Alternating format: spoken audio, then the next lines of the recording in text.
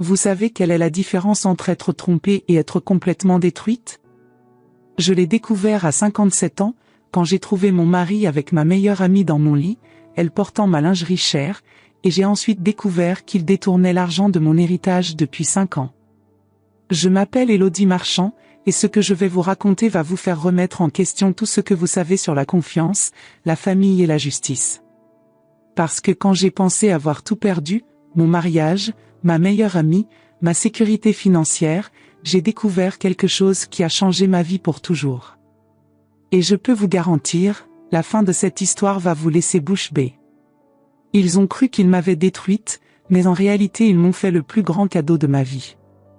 C'était le 12 octobre 2023, un jeudi qui avait commencé comme n'importe quel autre à Marseille. Le vent méditerranéen soufflait fort, apportant l'odeur de la mer mélangée à l'humidité qui précède la pluie. Je travaillais à la pharmacie centrale de la rue de la République depuis 15 ans, un emploi qui me donnait la stabilité et me permettait d'aider les gens de notre communauté. Ce jour-là, j'avais une migraine terrible qui ne passait tout simplement pas. Vers 3 heures de l'après-midi, j'ai demandé à partir plus tôt.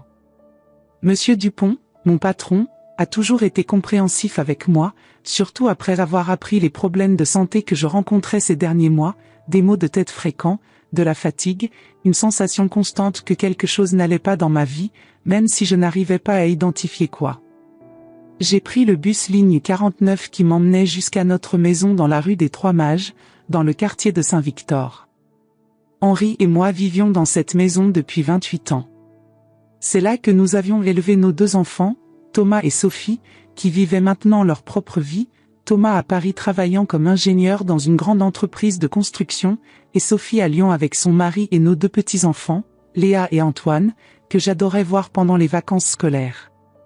Camille Rousseau, ma meilleure amie depuis 16 ans, vivait pratiquement chez nous. Après son divorce en 2019, un divorce que j'avais soutenu émotionnellement pendant des mois, la consolant à chaque crise de larmes, l'aidant avec les papiers juridiques, elle passait de plus en plus de temps dans notre maison. Henri disait toujours qu'elle était comme une sœur pour moi, et que notre maison était aussi la sienne. Élodie, me disait-il souvent, Camille fait partie de la famille maintenant. Nous devons prendre soin d'elle. Je croyais vraiment à cela. Comme j'étais naïve. Camille avait sa propre clé de la maison. Elle gardait des vêtements dans notre armoire d'invités. Elle connaissait tous nos horaires, nos habitudes, nos secrets de famille. Mes enfants la considéraient comme une tante. Elle était présente à tous nos anniversaires, nos célébrations de Noël, nos vacances d'été. Elle connaissait le code de notre coffre-fort, elle savait où nous gardions tous nos documents importants. Quand j'ai ouvert la porte d'entrée à 15h30, la maison était silencieuse. J'ai pensé que c'était normal, Henri était parti le matin en disant qu'il allait régler quelques affaires à la banque, quelque chose à propos de nos investissements qu'il gérait depuis des années. Et Camille avait mentionné qu'elle passerait l'après-midi à s'occuper de quelques rendez-vous personnels, peut-être faire du shopping ou voir son coiffeur. J'ai laissé mon sac à main sur la table de l'entrée, à côté du vase de fleurs fraîches que je changeais religieusement chaque semaine. J'ai retiré mes chaussures, mes pieds me faisant mal après une longue journée debout à la pharmacie. Tout dans la maison semblait normal, les rideaux tirés comme je les avais laissés le matin, l'odeur familière de notre détergent à lessive, le tic-tac régulier de l'horloge ancienne que nous avions héritée de la mère d'Henri. Je suis montée à l'étage en direction de notre chambre, impatiente de me coucher et d'essayer de soulager ma douleur de tête. Mes tempes pulsaient et j'avais cette sensation étrange dans l'estomac, comme si mon corps essayait de me dire quelque chose que mon esprit n'était pas encore prêt à comprendre. Mais quand je suis arrivée dans le couloir du 2e étage, j'ai entendu des sons étranges venant de notre chambre. Mon cœur a commencé à battre plus fort. Au début, j'ai pensé que cela pouvait être la télévision, peut-être qu'Henri était rentré plus tôt que prévu et regardait un film. Mais les sons étaient différents. Organiques. Humains. J'ai ouvert la porte lentement, sans faire de bruit, mon instinct me disant que quelque chose n'allait vraiment pas. Et c'est alors que ma vie s'est complètement écroulée.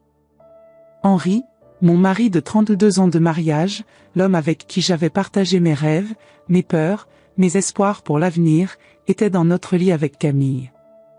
Elle portait mon ensemble de lingerie en soie rouge, celui que j'avais acheté lors du dernier voyage à Paris et que je n'avais même pas encore eu l'occasion de porter. Ils étaient si absorbés l'un par l'autre qu'ils n'ont même pas remarqué ma présence. Je suis resté paralysé pendant quelques secondes, essayant de traiter ce que je voyais. Mon cerveau refusait d'accepter la réalité. C'était comme regarder un film d'horreur, sauf que j'étais la protagoniste et que c'était ma vraie vie qui s'effondrait devant mes yeux. Puis, quelque chose en moi a explosé. Une rage que je n'avais jamais ressentie auparavant.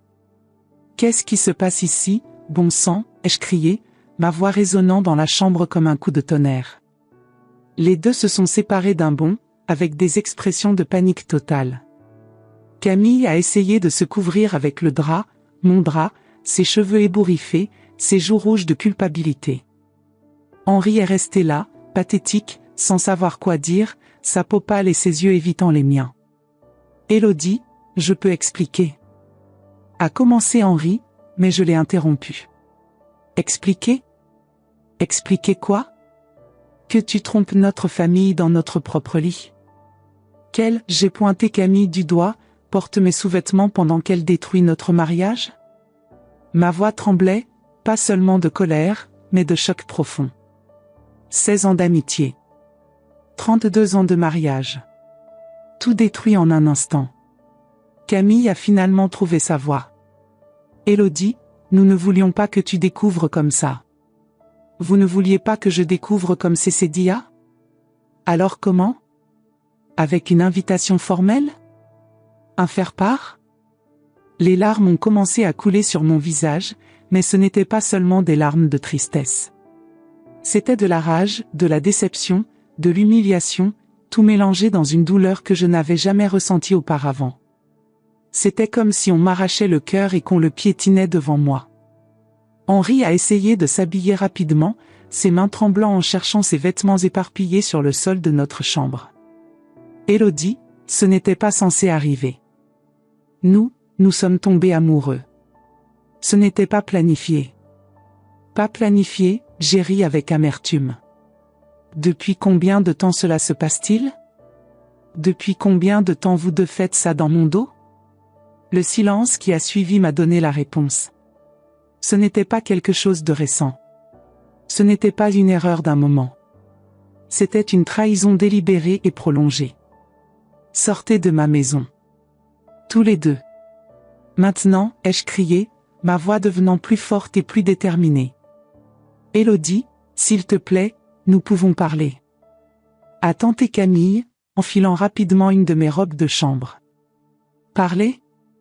Après 16 ans d'amitié, après tout ce que j'ai fait pour toi, tu me poignardes dans le dos de la pire façon possible. Et tu veux encore parler ? Je me suis souvenu de toutes les fois où j'avais consolé Camille quand elle pleurait sur son divorce. De toutes les fois où je l'avais accueillie dans ma maison quand elle se sentait seule.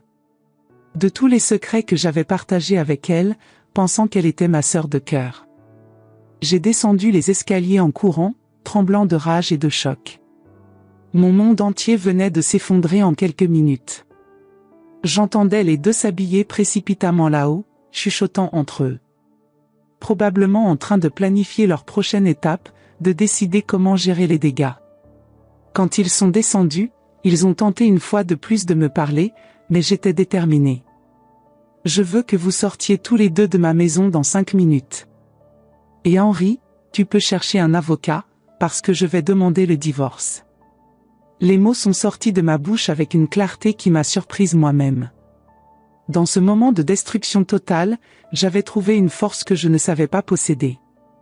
Ils sont partis ensemble, et j'ai verrouillé la porte derrière eux. Ce n'est qu'alors que je me suis effondré sur le canapé du salon, pleurant comme je n'avais pas pleuré depuis des années. Mais au milieu de toute cette douleur, il y avait quelque chose d'autre, une petite voix dans ma tête qui disait que peut-être, juste peut-être, cette destruction était en fait le début de quelque chose de nouveau. Mais vous n'avez aucune idée de ce que j'étais sur le point de découvrir. La trahison n'était que le début de l'histoire. Si vous pensez que découvrir une trahison est le pire qui puisse arriver, attendez d'entendre ce que j'ai trouvé quand j'ai commencé à enquêter sur la vie qu'ils menaient dans mon dos. Ce que j'ai découvert sur mon argent, sur ma propre famille, sur qui ils étaient vraiment, cela m'a vraiment choqué. Et la vengeance? Eh bien, elle est venue d'une façon que même moi je ne m'y attendais pas. Dans les 3 jours qui ont suivi cette découverte dévastatrice, j'ai à peine réussi à sortir du lit. J'ai appelé le travail en disant que j'étais malade, ce qui n'était pas un mensonge, je me sentais vraiment physiquement et émotionnellement détruite. Mon corps entier semblait avoir été frappé par un camion. Je n'arrivais pas à manger, je ne dormais que par petites périodes entrecoupées de cauchemars où je revoyais sans cesse cette scène horrible. Thomas et Sophie ont appelé plusieurs fois, inquiets de ne pas avoir de nouvelles de moi. Ma voix au téléphone devait sonner étrange, différente, parce qu'ils insistaient pour savoir si tout allait bien. « Maman, tu as l'air bizarre, qu'est-ce qui se passe ?» demandait Sophie. Mais je n'arrivais pas à trouver la force de leur dire ce qui s'était passé. Comment annoncer à ces enfants adultes que leur père, l'homme qu'ils respectaient et admiraient, avait détruit notre famille de la manière la plus cruelle possible? Henri a tenté de revenir à la maison le samedi matin. Je l'ai vu de la fenêtre de la chambre, debout devant notre portail, hésitant, regardant la maison comme s'il essayait de rassembler le courage d'entrer. Mais je n'ai pas ouvert la porte. Il est resté dehors pendant plus d'1 heure, frappant doucement, puis plus fort, suppliant pour que je le laisse expliquer. « Élodie, s'il te plaît, ouvre-moi. Nous devons parler. Ce n'est pas la fin de tout. Nous pouvons résoudre ça. » Sa voix sonnait désespérée, mais j'étais déterminée. Il n'y avait plus rien à résoudre. Pas après ce que j'avais vu. Pas après 32 ans de mariage détruits en un instant. J'entendais ses pas faire les 100 pas devant la maison, le bruit de son téléphone quand il essayait probablement d'appeler Camille, le claquement de la portière de sa voiture quand il est finalement parti. Une partie de moi, une très petite partie, ressentait presque de la pitié pour lui. Mais cette pitié était rapidement submergée par la colère et le sentiment de trahison. Le dimanche, Camille a essayé de me contacter par téléphone au moins 15 fois. Je voyais son nom s'afficher sur l'écran de mon portable et j'éprouvais une nausée physique. Cette femme qui avait été comme une sœur pour moi, qui connaissait tous mes secrets, mes peurs, mes joies. Comment avait-elle pu me faire ça? C'est le lundi, quand j'ai essayé de reprendre ma routine, que les choses sont devenues encore plus étranges et inquiétantes. Je suis allée à la banque pour retirer de l'argent pour faire les courses, une routine hebdomadaire que je faisais depuis des années. Mais quand j'ai inséré ma carte dans le distributeur automatique, l'écran a affiché un message que je n'avais jamais vu, solde insuffisant. J'ai pensé que c'était une erreur du système, alors j'ai demandé à parler avec le gérant. Monsieur Laurent, qui nous servait depuis plus de 10 ans et qui connaissait bien notre situation financière, m'a reçu avec une expression préoccupée et gênée. « Madame Marchand, que c'est bien que vous soyez venue. J'essayais de vous contacter depuis quelques semaines. Il faut que nous parlions des transactions qui sont faites sur votre compte. » Mon estomac s'est serré et un frisson a parcouru ma colonne vertébrale. « Quelle transaction ? » Il a sorti les relevés des 6 derniers mois et les a étalés sur son bureau. Ce que j'ai vu m'a laissé sans voix. Transfert régulier de grosses sommes vers un compte que je ne connaissais pas, retrait fréquent en espèces de montants élevés. Notre compte épargne, qui contenait plus de 80 000 € de l'héritage que j'avais reçu quand ma mère était décédée il y a 3 ans, ne contenait plus que 3 200 €. Ces transactions portent la signature de votre mari, mais certaines ont aussi une procuration en votre nom signée par une certaine Camille Rousseau. Vous avez autorisé cela? J'ai senti le monde tourner autour de moi. Procuration? Je n'ai jamais signé de procuration. Monsieur Laurent m'a montré le document. C'était ma signature, ou du moins une imitation très convaincante. Le papier était officiel, avec tous les timbres et cachets nécessaires.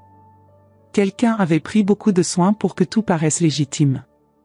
J'ai besoin de copies de tout cela, ai-je dit, essayant de garder mon calme tandis que ma tête tournait. Et je veux que cette procuration soit annulée immédiatement. Bien sûr, madame. Mais il faut que vous sachiez que ces transferts ont été faits vers un compte au nom d'une entreprise appelée Consultant Méditerranéen SARL. Vous connaissez cette entreprise? Je n'en avais jamais entendu parler. Mais le nom sonnait suspicieusement générique, comme quelque chose qu'on inventerait pour cacher des activités louches. Je suis sorti de la banque en état de choc total. Ce n'était pas seulement une trahison amoureuse. C'était un vol. Il me volait littéralement, en utilisant une procuration falsifiée. En rentrant à la maison, j'ai commencé à fouiller tous les documents qu'Henri gardait dans le bureau. C'était un homme méticuleux qui gardait tous les papiers importants dans des classeurs soigneusement organisés. Mais maintenant, je regardais tout avec des yeux différents, cherchant des indices de sa duplicité. C'est alors que j'ai trouvé une chemise cachée derrière les livres de l'étagère, dans un endroit où je n'aurais jamais pensé à regarder. Ce que j'y ai trouvé m'a laissé sans voix et m'a fait comprendre l'ampleur réelle de leur trahison. Il y avait des documents montrant qu'Henri avait ouvert une entreprise fictive il y a 2 ans, en utilisant notre adresse comme siège social. L'entreprise était supposée fournir des services de conseil, mais c'était évidemment juste un moyen de blanchir l'argent qu'il détournait de notre compte.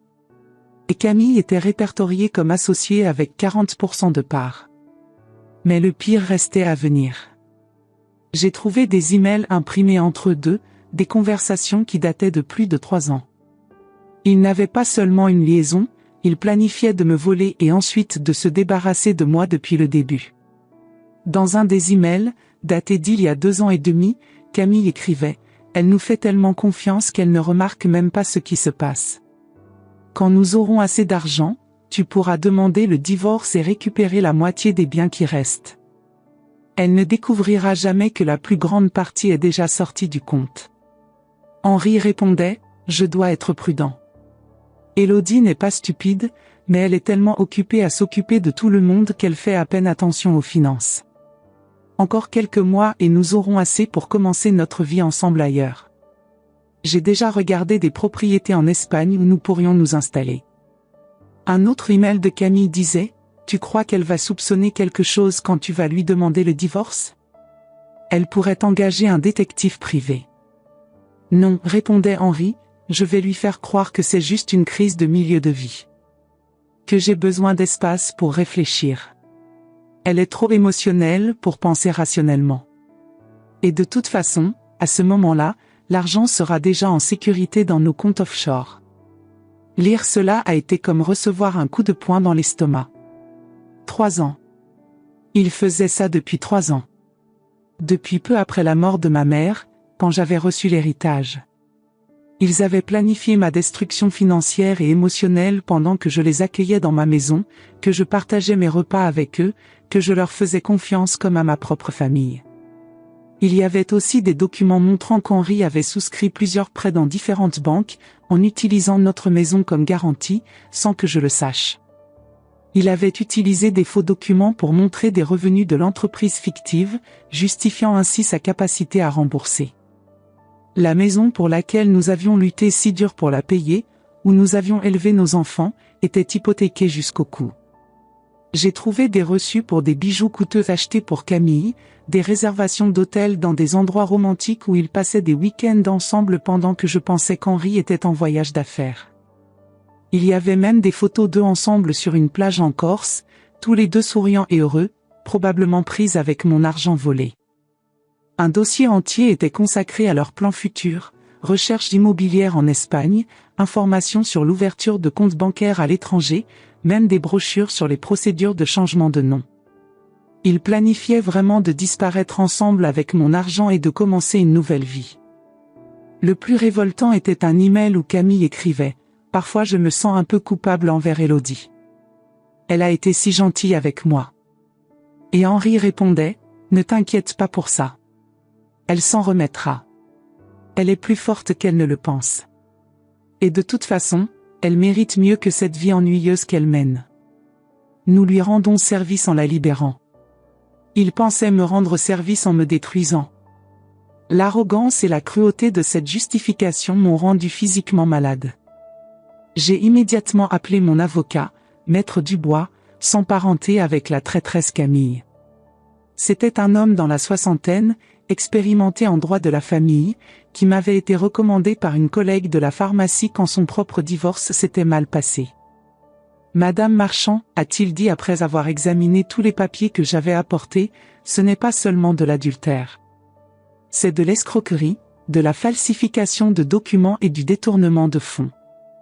Ils peuvent aller en prison pour ça. Je veux qu'ils paient pour tout ce qu'ils ont fait, ai-je répondu avec une détermination qui m'a surprise moi-même. Cette femme timide et complaisante que j'avais été disparaissait rapidement, remplacée par quelqu'un de plus fort et de plus résolu. Nous allons déposer plainte immédiatement à 10 mètres du bois. Et nous allons demander le gel de tous leurs actifs pendant l'enquête. Avec les preuves que vous avez, l'affaire est solide. Ce soir-là, Henri est apparu à la porte une fois de plus. Cette fois, j'ai ouvert, mais seulement parce que j'étais prête à l'affronter avec tout ce que j'avais découvert. Élodie, il faut qu'on parle. Je sais que tu es blessée. Blessée, l'ai-je interrompu. Henri, toi et ta maîtresse m'avez volé plus de 75 000 €. Vous avez falsifié ma signature, créé une entreprise fantôme, planifié de me laisser dans la misère. Et tu penses que je suis juste blessée? La couleur a disparu de son visage. Il a regardé autour de lui, nerveux, comme s'il cherchait une échappatoire. Comment tu as? Comment j'ai découvert? Tu pensais vraiment que je ne découvrirais jamais? Que j'étais si stupide que ça? Henri a essayé de nier, de mentir, d'inventer des excuses, mais j'avais toutes les preuves. Je lui ai montré les emails, les documents bancaires, tout. Élodie, tu ne comprends pas. L'entreprise est réelle, nous allions investir l'argent et tout te rendre. Mensonge. Vous planifiez de fuir avec mon argent. Il est resté silencieux pendant quelques minutes, puis a soupiré profondément. D'accord. C'est vrai. Mais Élodie, nous sommes vraiment tombés amoureux. Ce n'était pas seulement une question d'argent. Ah, comme c'est romantique. Vous êtes tombés amoureux en planifiant de me voler. Quelle belle histoire d'amour. C'est alors qu'il a dit quelque chose qui m'a fait avoir la certitude absolue que j'avais pris la bonne décision. Tu as toujours été si prévisible, Élodie. Si conformiste. Camille me fait me sentir vivant à nouveau. Elle a de l'ambition, des rêves. Toi, tu ne voulais que la même routine de toujours. À ce moment-là, tout reste d'amour que je pouvais encore ressentir pour Henri est mort complètement. Tu sais quoi, Henri? Tu as raison. J'étais prévisible. J'étais conformiste. Mais vous m'avez rendu le plus grand service de votre vie. Vous m'avez réveillé. Et maintenant vous allez connaître une Élodie que vous n'avez jamais imaginé qui existait. Le lendemain, j'ai déposé la demande de divorce et la plainte pénale contre eux deux. Maître Dubois m'a expliqué qu'avec les preuves que nous avions, il était presque certain que nous réussirions non seulement à récupérer l'argent, mais aussi qu'ils affronteraient des conséquences pénales sérieuses. Mais ce à quoi je ne m'attendais pas, c'était de découvrir que ma vengeance allait être beaucoup plus douce que je ne l'imaginais. Parce qu'il y avait quelque chose sur leur situation financière que je ne savais pas encore. 3 semaines après avoir déposé la demande de divorce et la plainte pénale, j'ai reçu un appel téléphonique qui allait complètement changer le cours de cette histoire. C'était une femme qui s'est présentée comme Isabelle Moreau, détective privée. Madame Marchand, j'ai besoin de vous parler. C'est au sujet de votre mari et de Camille Rousseau. J'ai des informations qui pourraient vous intéresser. Sa voix était professionnelle mais chaleureuse, avec un léger accent du Sud qui m'inspirait confiance. Elle m'a proposé de nous rencontrer dans un café discret près de mon travail, loin des regards indiscrets de notre quartier où tout le monde commençait à parler de ma séparation. Le lendemain, j'ai retrouvé Isabelle au Café de la Paix, un petit établissement tranquille de la rue Paradis. C'était une femme d'environ 45 ans, cheveux châtains courts et bouclés, regard perçant mais bienveillant. Elle portait un tailleur sobre et avait cette assurance que donnent les années d'expérience dans un métier difficile. Madame Marchand, merci d'être venue. Je vais être directe avec vous. Elle a ouvert une mallette en cuir contenant des dossiers épais et des photos. Vous n'avez pas été leur première victime. Mon estomac s'est noué et j'ai senti un frisson parcourir mon échine. Comment ça? Elle a sorti une chemise contenant des documents et des photos jaunies par le temps. Camille Rousseau a déjà appliqué exactement le même stratagème auparavant. Il y a 5 ans, elle s'est approchée d'un homme marié à Nice, Bernard Leclerc. Il venait de perdre sa femme d'un cancer et avait reçu une grosse indemnité d'assurance vie, plus de 300 000 €. Isabelle m'a montré des photos de Camille avec un homme âgé aux cheveux gris, l'air distingué mais visiblement vulnérable. Regardez ces photos. Camille se faisait passer pour une veuve elle aussi, prétendait comprendre sa douleur. Elle s'est présentée comme coach en développement personnel, spécialisée dans l'accompagnement du deuil. Mon Dieu! Ai-je murmuré, regardant les images qui montraient Camille avec le même sourire charmeur qu'elle avait avec moi. Elle s'est fait inviter chez lui sous prétexte de l'aider à surmonter sa perte. Petit à petit, elle a gagné sa confiance, est devenue indispensable. Monsieur Leclerc avait une fille qui vivait au Canada, alors il était très isolé. Camille a comblé ce vide émotionnel. Isabelle a continué en feuilletant les documents. Au bout de 6 mois, elle lui a présenté un homme qu'elle appelait son cousin, un certain Philippe Moreau, qui ressemblait étrangement à votre Henri mais avec une barbe et les cheveux teints. Ils ont monté exactement le même coup, création d'une fausse entreprise, détournement progressif des fonds, fausse procuration. Elle m'a montré des extraits bancaires, des documents d'entreprise, des contrats frauduleux. Le parallèle avec ma situation était saisissant. Ils ont vidé ses comptes en 8 mois et ont disparu du jour au lendemain. Monsieur Leclerc s'est retrouvé non seulement ruiné, mais aussi complètement brisé émotionnellement.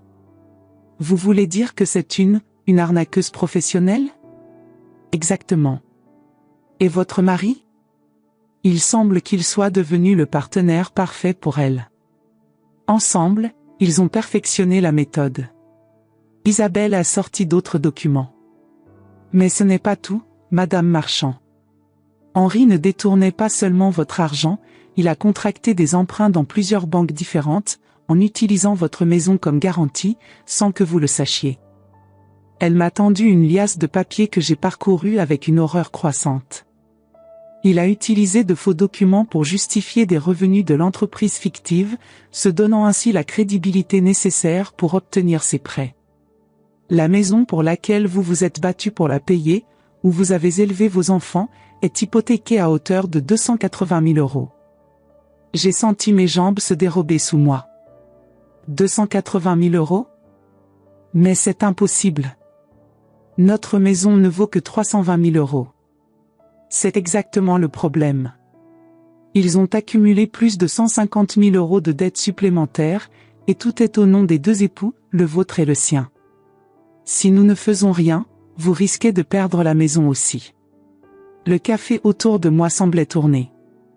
Non seulement ils m'avaient volé l'héritage de ma mère, mais ils avaient aussi mis en péril le toit au-dessus de ma tête.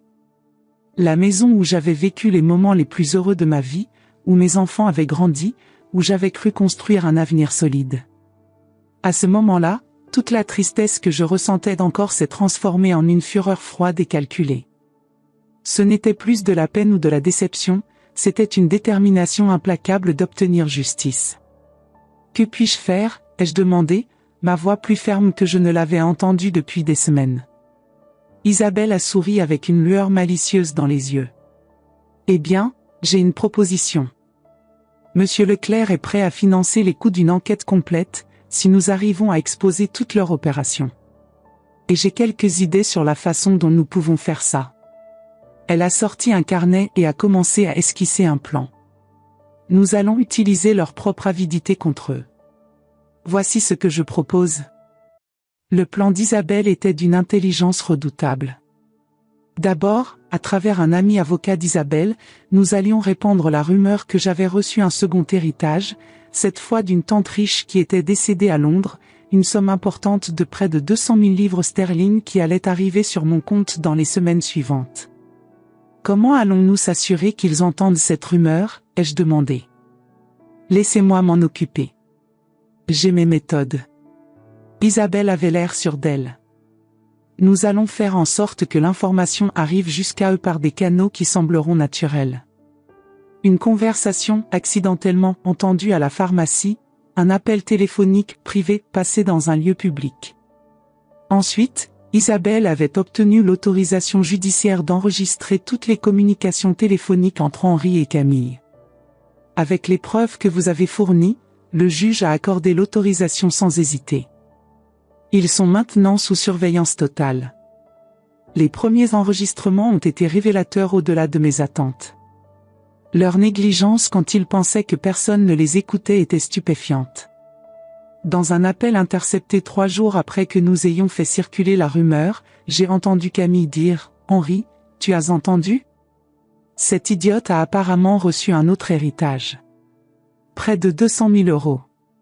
C'est notre chance de récupérer ce qu'on a perdu avec cette histoire de plainte. » Henri répondait, sa voix pleine d'avidité « Tu es sûr ? Comment tu sais ça ? J'ai mes sources. » Une amie qui travaille dans la même pharmacie qu'elle a entendu Élodie parler au téléphone avec un notaire de Londres. Apparemment, sa grand-tante qu'elle n'avait jamais rencontrée lui a légué une fortune. Mais comment on fait ? Elle a découvert tout notre système, elle ne va plus jamais nous faire confiance, disait Henri, semblant plus inquiet. Laisse-moi faire. Je sais comment manipuler Élodie. Elle a toujours eu le cœur tendre. Je vais aller chez elle, faire semblant d'être repentante, lui dire que tu m'as forcé à faire tout ça. Elle va gober ça, tu verras. Dans un autre enregistrement, particulièrement révoltant, Camille expliquait à Henri son plan en détail, je vais pleurer, lui dire que je regrette, que j'étais perdue et confuse. Je vais lui raconter que tu m'as menacée, que tu m'as dit que si je ne coopérais pas, tu révélerais des secrets embarrassants sur mon passé. Elle va me consoler, c'est sûr.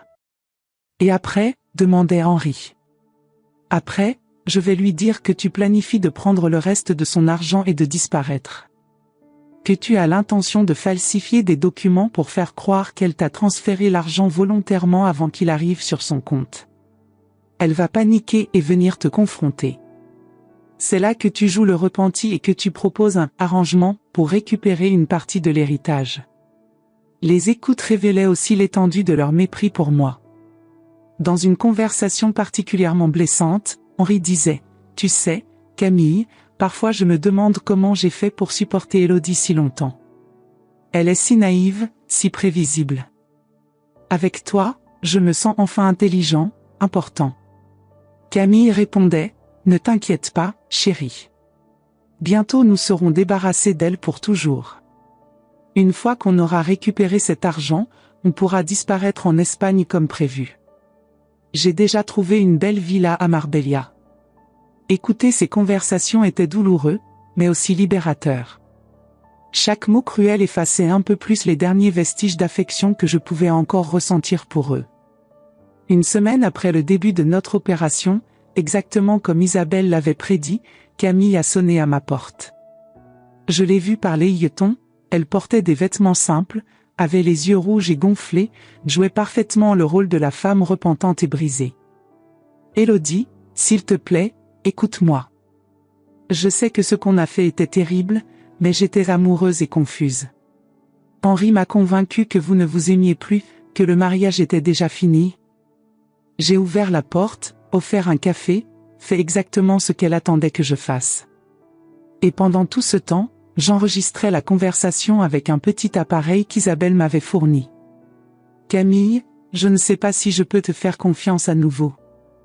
Ai-je dit, jouant parfaitement mon rôle de femme blessée mais encore influençable. Je comprends, Élodie. Mais je suis venue ici pour faire ce qui est juste. En fait, je voulais te prévenir de quelque chose. Henri planifie de prendre le reste de l'argent que tu as et de disparaître. Il m'a dit qu'il savait pour l'héritage que tu vas recevoir et qu'il voulait trouver un moyen de tout prendre avant que le divorce soit finalisé. Parfait. Elles livraient leur plan exactement comme prévu. Comment il compte faire ça, ai-je demandé, feignant la panique. Il connaît quelqu'un qui peut falsifier des documents.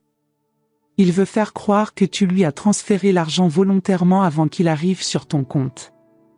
Il m'a montré de faux papiers qui prouvent soi-disant que tu lui dois de l'argent pour des investissements qu'il aurait fait en ton nom. Pendant les 2 heures suivantes, Camille m'a donné tous les détails de leur plan, pensant qu'elle me manipulait pour agir selon leurs intentions. Elle m'a même donné le nom et l'adresse du faussaire qu'Henri comptait utiliser, un certain Marcel Dubois qui opérait depuis un bureau miteux près du port. « Élodie, a-t-elle dit en partant, prenant mes mains dans les siennes avec une fausse sincérité, je sais que j'ai fait du mal, mais je veux vraiment t'aider maintenant. Fais attention à toi. » Quand elle est partie, j'ai immédiatement appelé Isabelle et Maître Dubois. Nous avions tout ce qu'il nous fallait. Le plan final était d'une simplicité géniale. Le lendemain, la police a organisé une opération d'infiltration. Un policier en civil s'est fait passer pour un employé de banque corrompu, prêt à aider Henri et Camille à accéder frauduleusement à mes comptes en échange d'un pot de vin. Henri et Camille ont mordu à l'hameçon sans la moindre méfiance. Ils se sont présentés au rendez-vous avec l'argent liquide pour corrompre le banquier, tous les faux documents qu'ils avaient préparés, et même un plan détaillé pour vider mes comptes le jour où l'héritage arriverait. L'arrestation a eu lieu en flagrant délit alors qu'ils remettaient 5 000 € en liquide aux policiers infiltrés en échange de l'accès à mes codes bancaires. Mais la meilleure partie restait à venir. Pendant l'enquête policière qui a suivi, nous avons découvert que l'entreprise fantôme qu'ils avaient créée avait été utilisée non seulement pour blanchir mon argent, mais aussi pour frauder le fisc. L'administration fiscale française les a poursuivis, et les amendes et intérêts accumulés s'élevaient à plus de 300 000 €.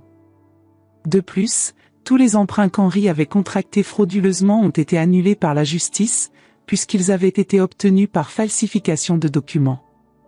Les banques ont été obligées d'effacer ces dettes et de me présenter des excuses officielles pour ne pas avoir vérifié assez soigneusement l'authenticité des documents. Mais l'enquête a révélé quelque chose d'encore plus satisfaisant. Grâce aux informations fournies par M. Leclerc et aux preuves que nous avions rassemblées, la police a découvert que Henri et Camille avaient des comptes secrets dans des paradis fiscaux, la Suisse et les îles Caïmans, où ils cachaient l'argent volé à leurs victimes précédentes.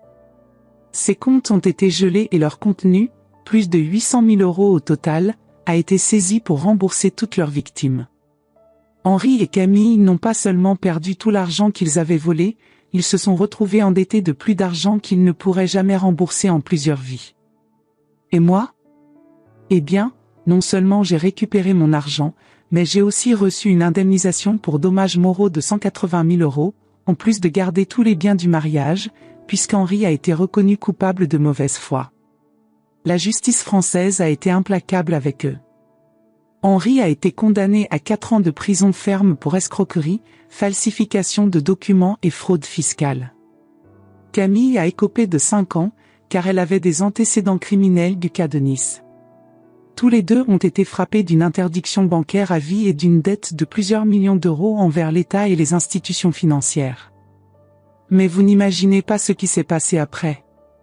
6 mois après l'arrestation d'Henri et de Camille, ma vie avait complètement changé. Non seulement financièrement, mais d'une façon que je n'aurais jamais pu imaginer. Henri avait été condamné à 4 ans de prison ferme pour escroquerie, falsification de documents et fraude fiscale. Le jour du verdict, je me trouvais dans la salle d'audience, observant cet homme qui avait partagé ma vie pendant 32 ans être emmené menotté par les gendarmes. Étrangement, je n'ai ressenti ni satisfaction ni tristesse, juste un sentiment de justice accomplie et de fermeture définitive d'un chapitre douloureux. Camille avait écopé de 5 ans, sa peine aggravée par ses antécédents criminels du cas de Nice. Pendant le procès, elle avait tenté de rejeter toute la responsabilité sur Henri, prétendant qu'elle n'était qu'une victime manipulée.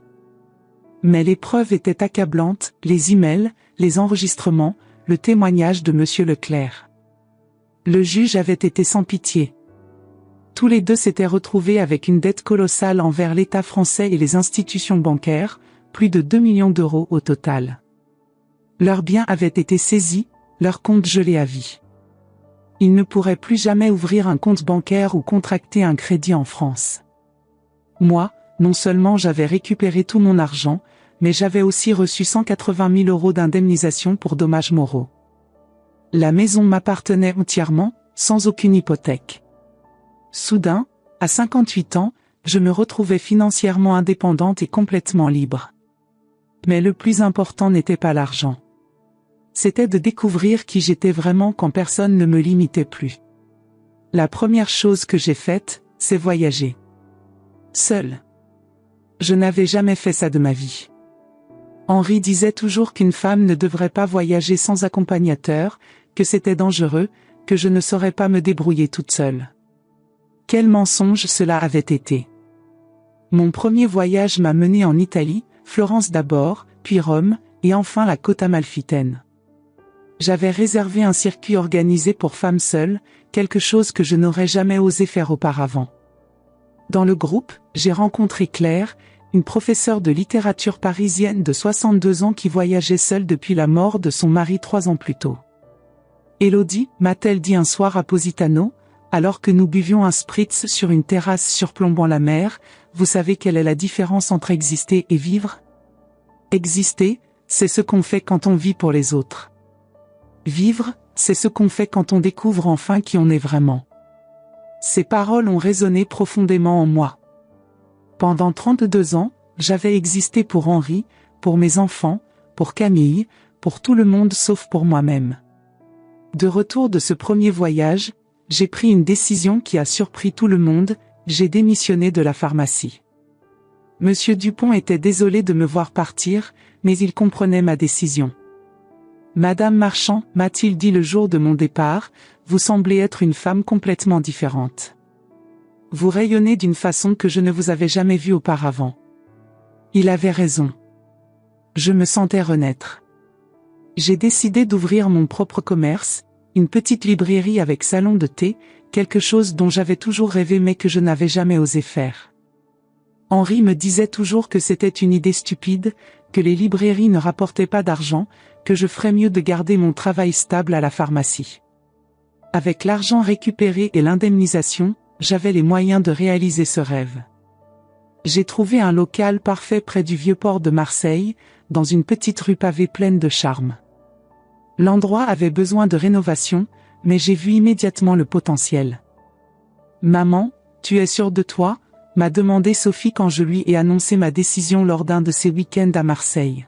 « Tu n'as jamais géré d'entreprise. »« Et à ton âge ?»« À mon âge, quoi ?» l'ai-je interrompu avec un sourire. « Sophie, j'ai 58 ans, pas 88. J'ai peut-être encore 20 ou 30 ans devant moi.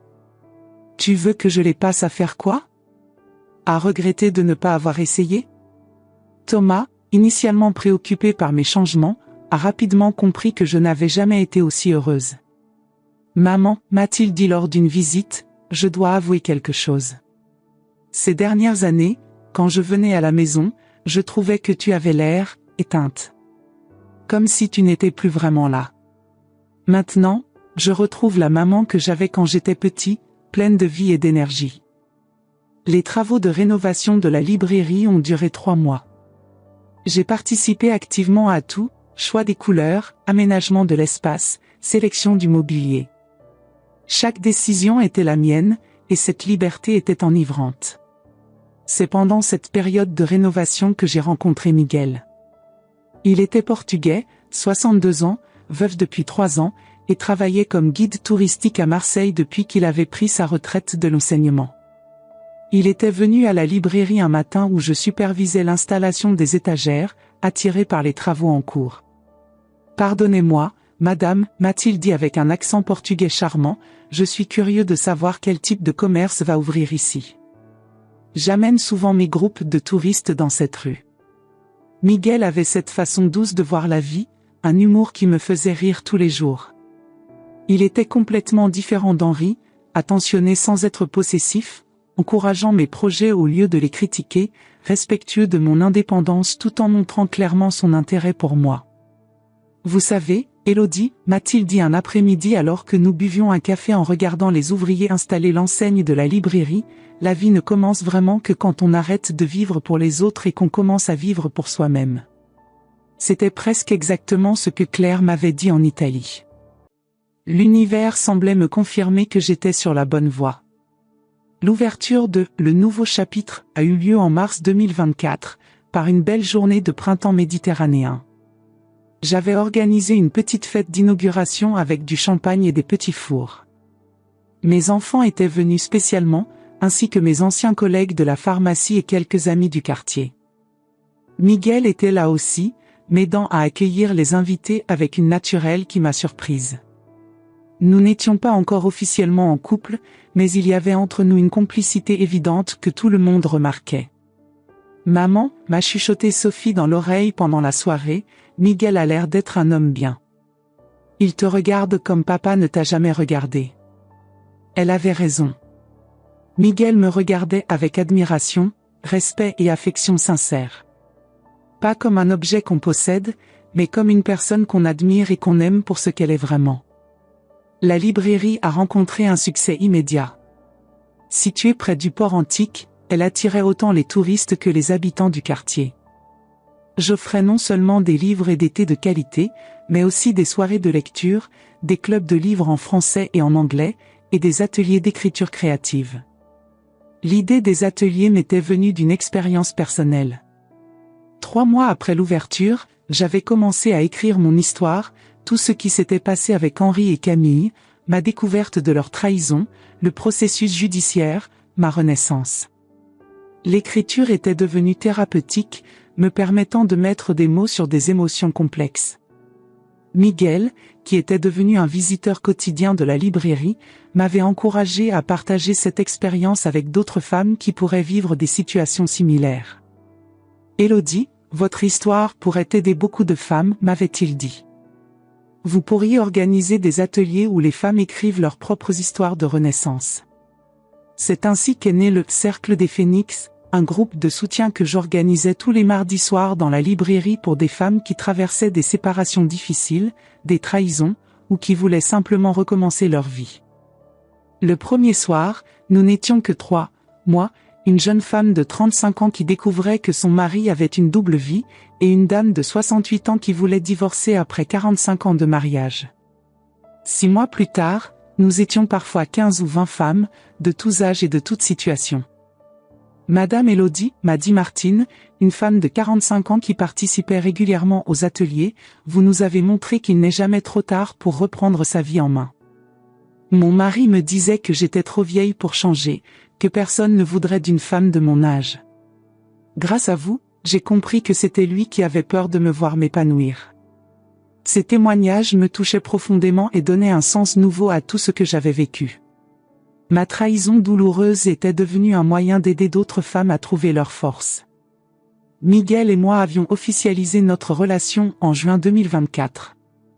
Il n'avait pas demandé de sortir ensemble de façon traditionnelle, notre relation s'était développée naturellement, comme une évidence. Un soir, après avoir fermé la librairie ensemble, il m'avait simplement dit « Élodie, je crois que je suis en train de tomber amoureux de vous. Et pas de l'idée de vous, mais de qui vous êtes vraiment. » C'était la première fois de ma vie qu'un homme me disait qu'il m'aimait pour qui j'étais vraiment, pas pour ce que je pouvais lui apporter ou pour le rôle que je pouvais jouer dans sa vie. Notre relation était complètement différente de tout ce que j'avais connu avec Henri. Miguel respectait mon indépendance, encourageait mes projets, partageait les tâches quotidiennes sans que j'aie besoin de le demander. Il m'accompagnait dans mes voyages sans jamais essayer de contrôler l'itinéraire. Il lisait mes écrits et me donnait des conseils constructifs sans jamais critiquer. « Élodie, m'a-t-il dit un soir alors que nous nous promenions sur la corniche Kennedy, avec vous, j'ai l'impression de redécouvrir ce que signifie vraiment être en couple. Avec ma défunte épouse, nous nous aimions, mais c'était différent. Avec vous, je me sens complet d'une façon nouvelle. » À l'automne 2024, nous avons acheté ensemble une petite maison sur la côte, à Cassis, où nous passions les week-ends. La maison avait une terrasse avec vue sur la mer, un petit jardin où Miguel cultivait des herbes aromatiques et des légumes, et une véranda où j'avais installé un bureau pour écrire.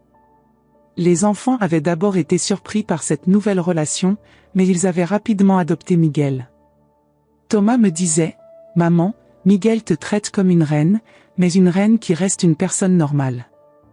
Papa te traitait plutôt comme une employée de maison qu'il aurait épousée. » Sophie ajoutait « Ce qui me plaît chez Miguel, c'est qu'il ne cherche pas à remplacer papa ou à jouer les beaux-pères avec nous. Il vous aime, vous, et il respecte notre famille sans essayer de s'y insérer de force. En décembre 2024, exactement un an après la découverte de la trahison, j'ai reçu des nouvelles d'Henri par l'intermédiaire de Maître Dubois. Il purgeait sa peine à la prison des Baumettes et tentait d'obtenir une réduction de sentence pour bonne conduite. Il avait apparemment essayé d'écrire un livre sur son expérience, intitulé « L'homme qui a tout perdu par amour », mais aucune maison d'édition n'avait montré d'intérêt. Camille, de son côté, avait été transférée dans une prison de la région parisienne après s'être impliquée dans plusieurs bagarres avec d'autres détenus. Selon les informations que nous avions, elle continuait à clamer son innocence et à blâmer Henri pour tout ce qui s'était passé. « Vous ressentez de la pitié pour eux ?» m'a demandé Maître Dubois lors de notre dernière rencontre. « Non, ai-je répondu sans hésitation. Ils ont fait leur choix, et j'ai fait les miens. La différence, c'est que mes choix m'ont mené vers une vie de liberté, d'accomplissement et d'amour véritable. Les leurs les ont conduits en prison et vers une dette qu'ils ne pourront jamais rembourser. » En janvier 2025, le Cercle des Phénix avait acquis une telle réputation que des femmes venaient de toute la région PACA pour participer aux ateliers. J'ai été invité à donner des conférences dans d'autres villes, à participer à des émissions de radio locales, et même à écrire des articles pour des magazines féminins sur la résilience et la reconstruction après une trahison. Vous êtes devenu un symbole d'espoir pour beaucoup de femmes, m'a dit Isabelle Moreau lors d'un déjeuner où nous célébrions le premier anniversaire de l'arrestation d'Henri et Camille. Votre histoire montre qu'on peut transformer le pire moment de sa vie en tremplin vers le bonheur. La semaine dernière, j'ai reçu une lettre qui m'a particulièrement touchée. Elle venait d'une jeune femme de 28 ans prénommée Claire, oui, le même prénom que ma traîtresse, quelle ironie du sort. Elle écrivait: Madame Élodie, votre histoire m'a donné la force d'enquêter sur mes soupçons concernant mon fiancé. J'ai découvert qu'il me volait depuis 2 ans, exactement comme dans votre cas. J'ai rompu hier et porté plainte aujourd'hui.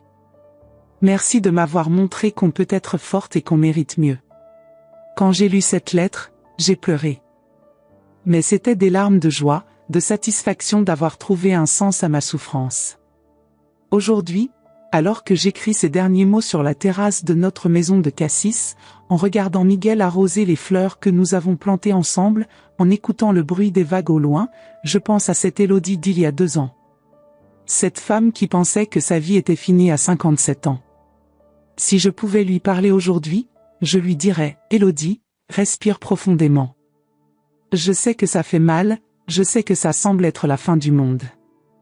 Mais crois-moi, cette douleur que tu ressens maintenant est le premier pas vers la vie la plus incroyable que tu puisses imaginer. Miguel dit souvent qu'il a rencontré 2 Élodie, celle qui était prisonnière d'une vie qui n'était pas la sienne, et celle qui a choisi de voler de ses propres ailes. Il a eu de la chance, il n'a connu que la seconde. Et si quelqu'un qui m'écoute traverse une trahison, une perte, un moment difficile, je veux que vous graviez ces mots dans votre cœur. La fin d'une histoire peut être le début de la plus belle aventure de votre vie. Dans la semaine, je vais célébrer mes 60 ans.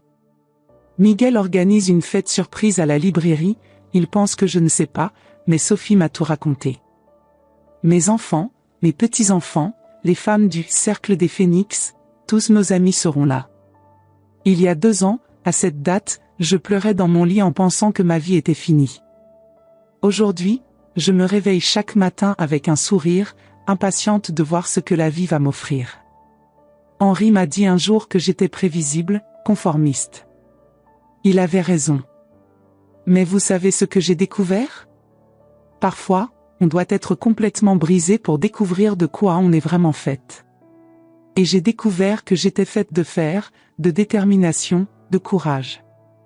J'ai découvert que je pouvais voler quand personne ne coupait mes ailes. Alors, si quelqu'un qui m'écoute traverse une trahison, une perte, un moment difficile, souvenez-vous de ceci, la fin d'une histoire peut être le début de la plus belle aventure de votre vie. Parce que c'est exactement ce qui m'est arrivé. Et ça peut vous arriver aussi.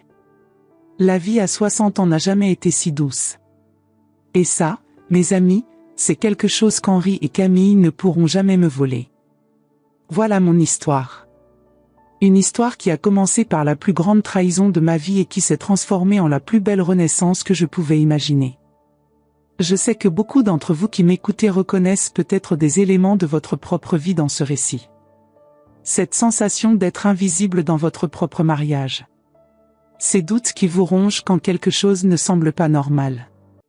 Cette peur de l'avenir qui vous paralyse. Si c'est votre cas, je veux que vous sachiez quelque chose, vous n'êtes pas seul. Et surtout, il n'est jamais trop tard pour reprendre le contrôle de votre vie. Peut-être que vous vivez une situation similaire en ce moment même. Peut-être que vous soupçonnez quelque chose mais que vous n'osez pas creuser plus profondément. Ou peut-être que vous venez de découvrir une vérité douloureuse et que vous vous sentez perdue, détruite, comme si le monde s'écroulait autour de vous. Je veux que vous compreniez une chose fondamentale, cette douleur que vous ressentez, cette sensation de fin du monde, c'est en réalité le signal que votre vraie vie veut enfin commencer. À 57 ans, j'ai découvert que tout ce que je croyais savoir sur ma vie était un mensonge. À 60 ans aujourd'hui, je peux vous dire que ces 3 dernières années ont été les plus belles de toute mon existence. Alors je vous pose cette question, et j'aimerais vraiment que vous me répondiez dans les commentaires.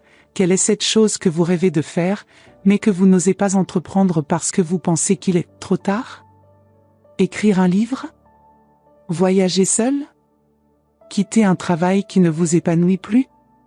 Dire non à quelqu'un qui vous manque de respect? Reprendre des études? Tomber amoureuse à nouveau? Dites-le moi. Écrivez-le dans les commentaires.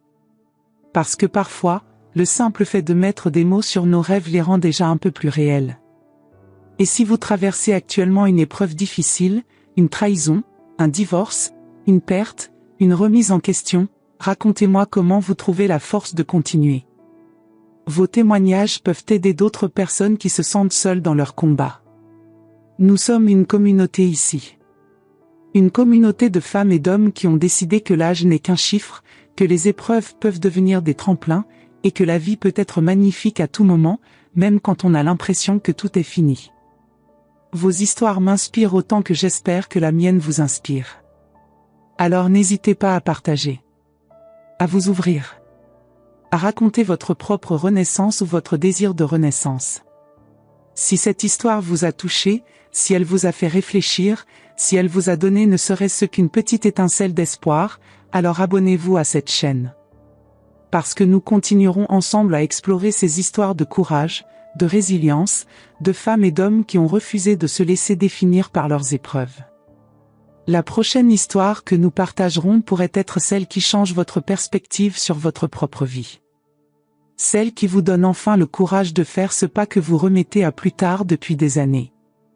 Nous nous retrouvons très bientôt pour une nouvelle histoire de renaissance. En attendant, souvenez-vous, votre vie n'est pas finie. Elle attend juste que vous décidiez de la reprendre en main. Prenez soin de vous. Et surtout, n'abandonnez jamais vos rêves. Il n'est jamais trop tard pour devenir qui vous étiez vraiment destiné à être.